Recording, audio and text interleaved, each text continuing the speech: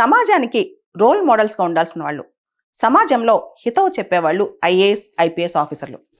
చాలా కష్టపడి చదివి పైకొచ్చిన వాళ్ళే సమాజంలో వైరల్ అవుతే ఎలా ఉంటుంది, అది కూడా కొన్ని చెడు విషయాల్లో. మనం రీసెంట్గా చూస్తే కర్ణాటక డీజీపీ స్థాయి ఆఫీసర్ కె రామచంద్రరావు గారు, ఆయన కొన్ని వీడియోస్ సోషల్ మీడియాలో చాలా వైరల్ అవుతున్నాయి.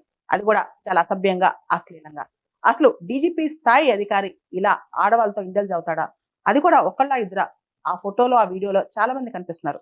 ఆయన అది నేను కాదు, కంప్లీట్ గా మార్పుడ్ వీడియోస్ అని చెప్తున్నారు. కానీ కర్ణాటక ప్రభుత్వం ఆయన్ని సస్పెండ్ చేస్తూ ఆర్డర్ జారీ చేసింది. Rule number 3 all India services rules 1968 ప్రకారం ఆర్డర్ వచ్చిందనమాట.